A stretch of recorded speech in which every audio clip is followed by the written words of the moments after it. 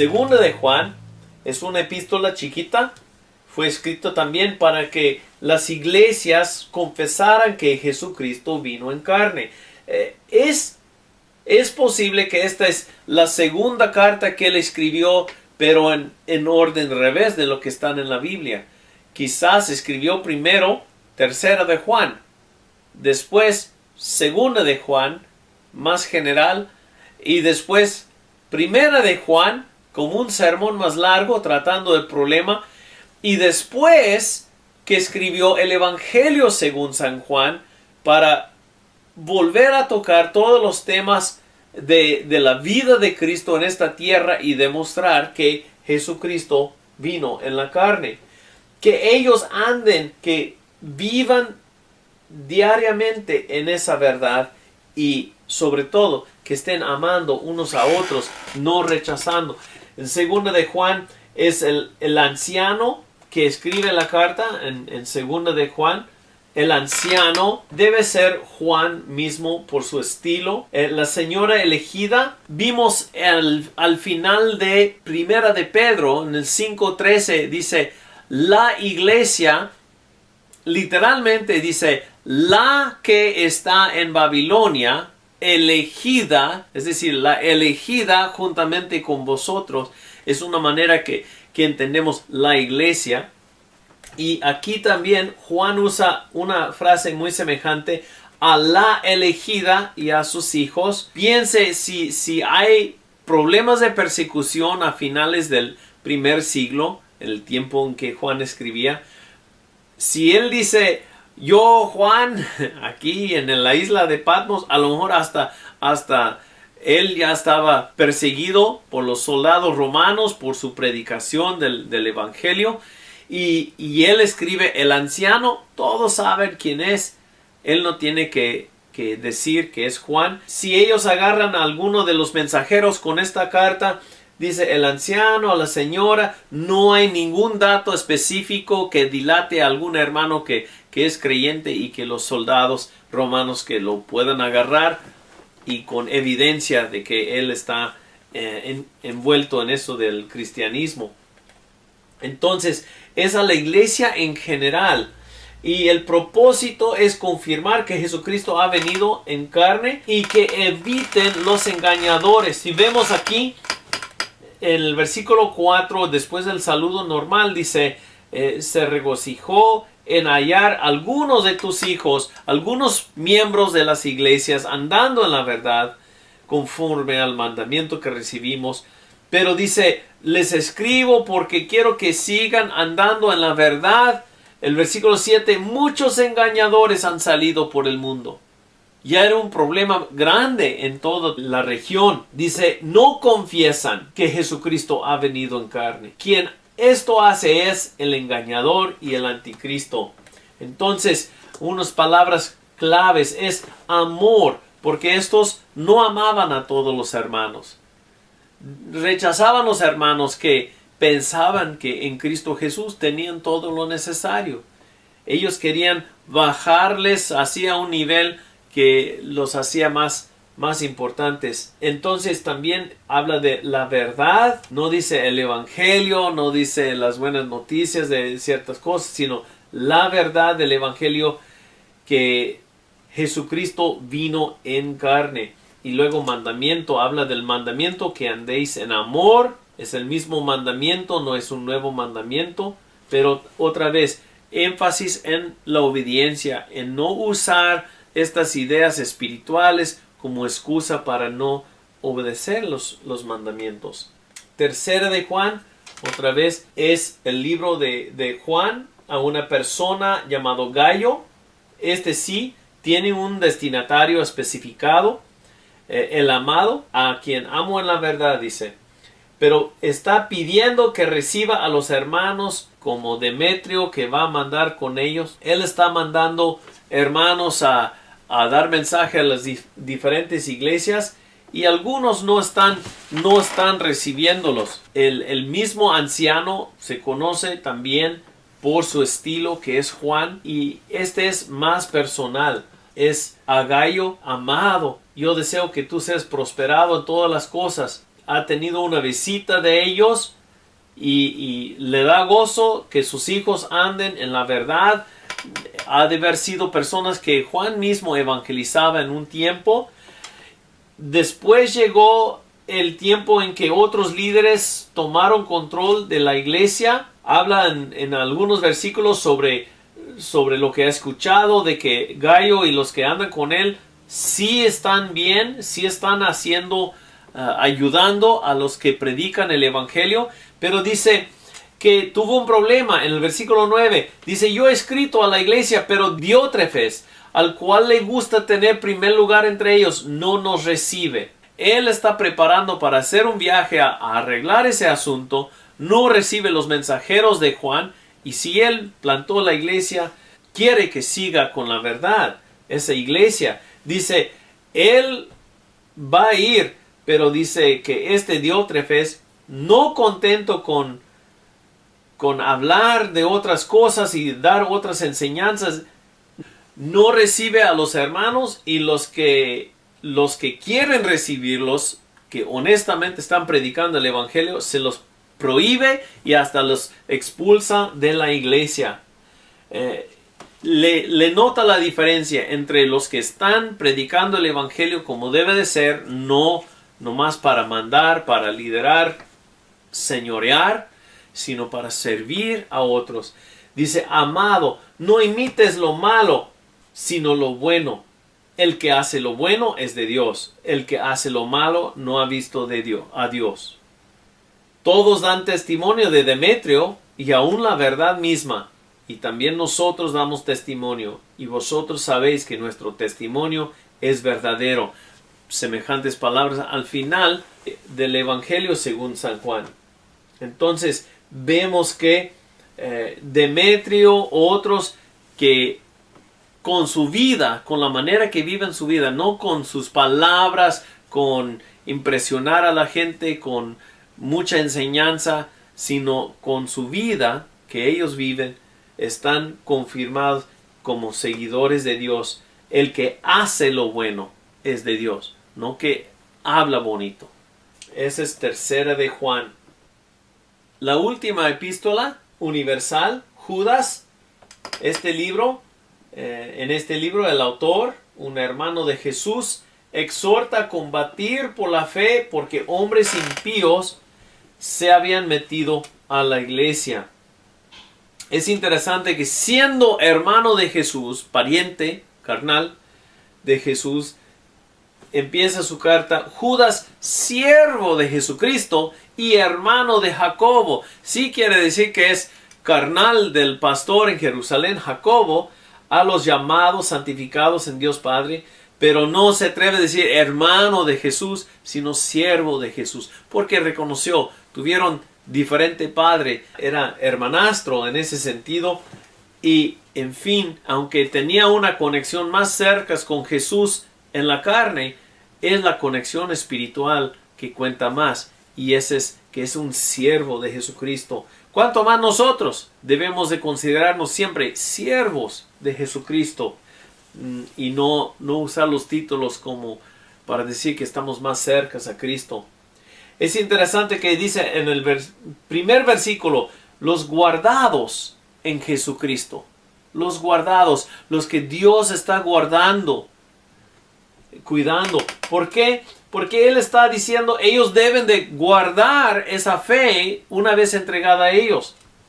Y dice hasta en los últimos versículos, en el 24, aquel que es poderoso para guardaros sin caída y presentaros sin mancha delante de su gloria con gran alegría, al único y sabio Dios nuestro Salvador, sea gloria y majestad, imperio y potencia, ahora y por todos los siglos. Dice, el que es poderoso para guardaros sin caída. Entonces, advierte a la iglesia a cuidarse de no ser engañados, de no permitir a hombres impíos intervenir en la iglesia, influir en la iglesia, y a la vez está diciendo que es Dios, es Jesucristo, que los va a guardar puros, sin mancha, para el día final. Entonces, es de Judas, El propósito se ve en el versículo 3. Dice que tenía gran solicitud de escribirles acerca de su común salvación, pero más bien ha sido necesario escribirles exhortándoles que contiendan ardientemente por la fe, que combaten, que peleen por la fe que ha sido una vez dado a los santos. Porque dice, algunos hombres han entrado encubiertamente, otra vez, no dice falsos maestros en todo esto, pero sí dice los que desde antes habían sido destinados para esta condenación, hombres impíos. Y aquí está la clave de entender lo que pasa en esas iglesias, que convierten en libertinaje, libertad o licencia para hacer cualquier cosa, la gracia de nuestro Dios. Niegan al Dios, el único soberano, y a nuestro Señor Jesucristo. ¿En qué sentido? Niegan a Dios en que su comportamiento no cambia. Siguen comportándose como cuando estaban en el mundo y están negando la influencia de Dios en sus vidas. Entonces, el problema ahí se ve en el versículo 4. Hombres impíos entraron encubiertamente.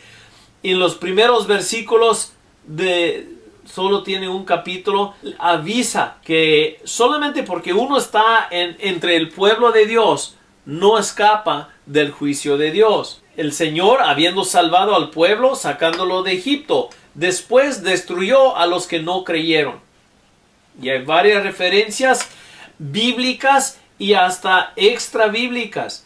Algunos problemas porque blasfeman de cuantas cosas no conocen. Dice en el versículo 14, de estos también profetizó Enoc, séptimo desde Adán, diciendo, he aquí vino el Señor con sus santas decenas de millares para hacer juicio contra todos. Y aquí la palabra impío resalta. Y dejar convictos a todos los impíos de todas sus obras impías que han hecho impíamente y de todas las cosas duras que los pecadores impíos han hablado contra él. Entonces, la impiedad de hasta sus palabras, de sus obras impías, dejar a los hombres impíos, pues que han hecho impíamente varias veces. Uno dice, está citando lo que no está en la escritura. No menciona profecía de Enoc en las escrituras que tenemos nosotros. Tenemos que ver que aquí Judas no está citando a la profecía de Enoc como escritura. No dice como dice la Santa Escritura. Dice como profetizó Enoc. Puede ser que esto es hasta un libro o uno de los escritos que usaban estos hombres impíos para justificar lo que ellos hacían, o una de las enseñanzas que ellos usaban.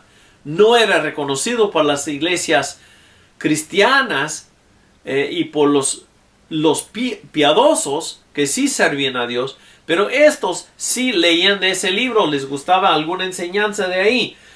Y entonces Judas dice, hasta el libro que ellos respetan, hasta el libro que ellos leen y enseñan, dice que la impiedad será castigada por Dios.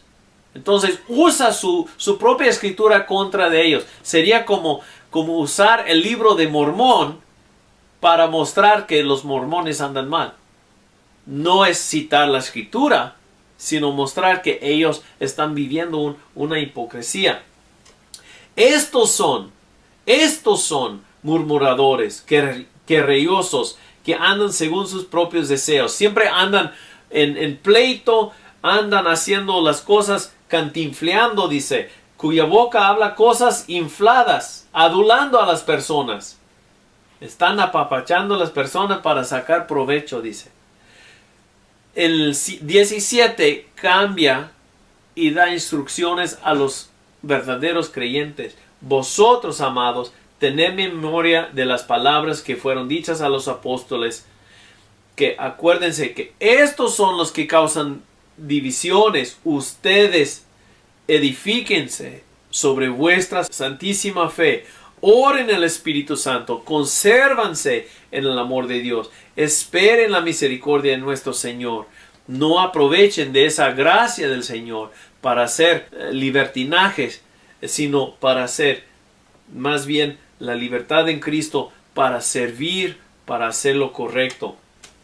Y otra vez, aquel que es poderoso para guardaros sin caída, a él sea la gloria eterna. Algunos de ellos tenían dudas, estaban siendo sacudidos por los hombres impíos. Algunos que dudan, convencerlos.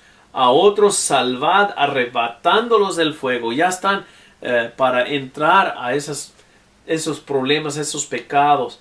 De otros, tener misericordia con temor de que uno sea tentado ahí. Tenga misericordia, perdónalos y recíbalos otra vez, pero dice con temor, cuidado, aborreciendo aún la ropa contaminada por su carne. Cuidado que su manera de vivir impíamente no influya otra vez. Él quiere que hagan una separación de estos que no están sirviendo a Dios en su vida. Y otra vez, no es la doctrina falsa, no es como maestros falsos, y en esto es diferente que es 2 de Pedro capítulo 2, sino es el comportamiento, la impiedad en su moralidad que no están cumpliendo. Muchas cosas prácticas tenemos que leer cuidadosamente las epístolas universales para ver los mensajes que hay ahí, cuál es la situación histórica de cada uno, y se puede aplicar ya al día para fortificar, para fortalecer las iglesias hoy en día, que estemos viviendo el Evangelio, porque ahí está el poder para dar buen testimonio al mundo, y otros vendrán y serán parte de la iglesia con nosotros. El libro de Apocalipsis es muy distinto que todos los demás libros del Nuevo Testamento y hasta del Antiguo Testamento.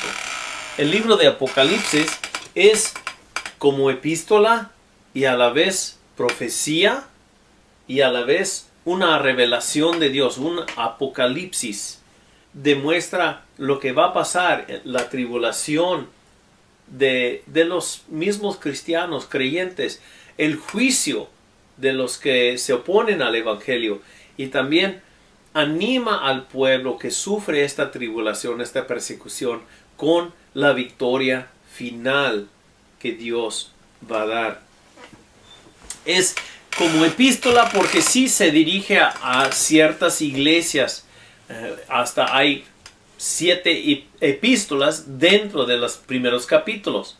Y también es profecía porque habla de las cosas que van a venir, dice pronto. Y debemos de cuidar de tratar de aplicar esas cosas al futuro nuestro, cuando algunas cosas ya se cumplieron. Y ahí está, como el Antiguo Testamento, la confirmación que es la palabra de Dios. Antes que aconteciera esas cosas, antes que pasara eventos históricos de persecución de los cristianos, ya fue predicha por esta profecía. Y a la vez es una apocalipsis, es una revelación de Dios a manera de la literatura apocalíptica que encontramos en Daniel, que encontramos en Ezequiel, donde el pueblo de Dios, cuando está bajo persecución, bajo otro imperio, también recibe mensaje de Dios con símbolos, con retratos casi fantásticos, difíciles de imaginar, pero que demuestran el poder universal de Dios sobre todos los reinos, aun los reinos que persiguen a los fieles. Estos escritos apocalípticos eran para que los fieles, los creyentes, los entendieran para su tiempo y les diera ánimo para vivir fieles a Dios en esos tiempos. Entonces, Apocalipsis en el 1, 4 y 9 dice quién lo escribe a las 7 iglesias que están en Asia, gracia y paz a vosotros del que es, que era y que ha de venir, de los 7 espíritus que están delante de su trono. Pero sí da el nombre del autor, Juan, y los destinatarios, las 7 iglesias que están en Asia. Y dice, y de Jesucristo, el testigo fiel, el primogénito de los muertos, soberano de los reyes de la tierra. Y menciona que también es de él. Dice en el versículo 9, yo Juan, otra vez menciona su nombre, vuestro hermano y copartícipe vuestro en la tribulación. Y aquí, para entender bien al libro de Apocalipsis, es importante entender la diferencia entre la tribulación, en griego tlipsis, una palabra que significa el sufrimiento, y en el Nuevo Testamento el sufrimiento que uno como cristiano padece, y la diferencia entre eso y la ira o el juicio de Dios, el juicio sobre los que afligen a los creyentes, el juicio y el derramamiento de la ira de Dios sobre los que juzgan. Entonces muchas veces se confunden los juicios de Dios con la tribulación. La tribulación siempre es por un poco de tiempo. Siempre no es mucho a comparación de la gloria. Pero el juicio de Dios siempre es muy grande y toma grandes partes de la tierra por sorpresa. Y es importante ver esa distinción. Entonces entendemos cuando Juan dice, copartícipe vuestro en la tribulación, en el reino y en la paciencia de Jesucristo. Porque está mostrando que la tribulación es parte de estar en el reino. Y también es parte de estar la paciencia que requiere para estar en Jesucristo. Dice que estaba en la isla llamada Patmos por causa de la palabra de Dios y el testimonio de Jesucristo. Por estar testificando a Jesucristo, que Jesucristo es Señor, Él fue llevado a la cárcel en la isla de Patmos. Era como las Islas Marías del Imperio Romano. En el 1:1 dice que el Apocalipsis es la revelación. Esa palabra en griega es el Apocalipsis de Jesucristo. Es como destapar algo. Las cosas que deben suceder pronto. La revelación de Jesucristo que Dios le dio para manifestar a sus siervos las cosas que deben suceder pronto. Esa es la persecución, que estén listos para eso. Y la declaró enviándola por medio de su ángel a su siervo Juan. Entonces, de Dios a Jesucristo, de Jesucristo por medio del ángel a su siervo Juan, para los siervos, todos los que están sirviendo a Jesucristo. Entonces también, como dije, es epístola, Juan a las 7 iglesias que están en Asia. Es profecía. En el versículo 3 dice, bienaventurado el que lee y los que oyen las palabras de esta profecía. Entonces el libro entero es una profecía, a la vez tiene rasgos de una epístola en que tiene destinatarios en cierta situación, cierta ocasión histórica, y también es apocalíptica. Revelación es Apocalipsis. Que lo que revela Jesucristo a Juan son visiones de tribulación, de lo que van a sufrir los cristianos y lo que está pasando en los cielos. Lo que está pasando en los cielos, que Dios no ignora el sufrimiento de los cristianos. Y a la vez el juicio que va a venir cuando Dios ya dice el tiempo está cumplido. Que nosotros no debemos de tratar de contestar la tribulación, la persecución, sino que nosotros debemos esperar. Dios va a tratar con todo eso. Y también la eternidad, que viene siendo una consolación, que Dios tendrá la victoria al final. Entonces, como bosquejo, el capítulo 1 es una introducción, un prólogo que describe el propósito de esto, dónde estaba y una visión inicial de Jesucristo. Y luego capítulos 2 y 3 componen las cartas a las iglesias, mensajes a cada iglesia, y usan aspectos del que apareció en la primera visión en el capítulo 1 para dirigirse a cada uno de las iglesias. Tienen bueno y malo casi en todas las iglesias, y eso es lo que va tratando, diciéndoles que deben de limpiar las iglesias, deben de vivir en santidad. También empieza en el capítulo 4 con la visión de una adoración celestial, adoración en el trono del cielo. Muchos símbolos aquí, y se trajo el rollo y lamentaba quién sería digno de abrir. En los capítulos 6 y 7 empieza a abrir estos sellos del rollo escrito, y cada uno de los sellos, pues el capítulo 7 de lo que van sufriendo, el capítulo 7 como un paréntesis es de la iglesia protegida, es simbólico de los 144,000, son 12 por 12, 12,000 por 12 tribus. Y luego capítulos 8 al 11 empieza a hablar de las 7 trompetas. El primer ángel tocó la trompeta y empieza a ver ya los juicios de Dios sobre la tierra. Grandes cosas pasando en la tierra. La iglesia en medio de todo esto es profética, en que un ángel tenía un librito, vi descender del cielo otro ángel fuerte envuelto en una nube y con el arco iris sobre su cabeza, en su mano un librito abierto, gran poder, describe ahí.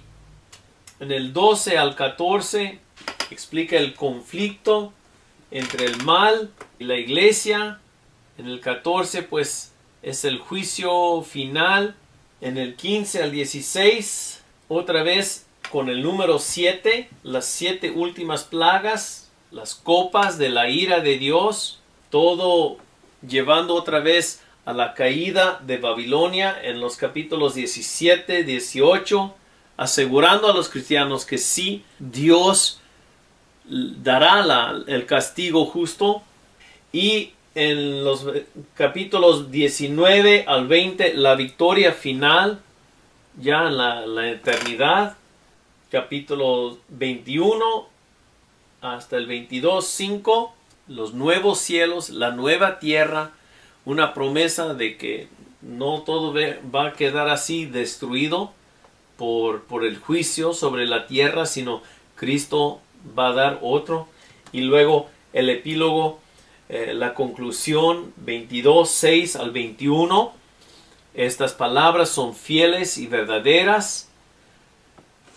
Todos estos símbolos, toda esta representación de lo que Dios va a dar, no nos debe de perturbar, no nos debe de preocupar qué significa, qué grandes cosas va a pasar, porque son palabras de consolación para el pueblo de Dios, y así los debemos de recibir. Bien, si en nuestro tiempo no podemos entender exactamente a lo que refiere todo, lo que sí nos dice dentro del libro, sí debemos de aceptar tal como lo explica el libro.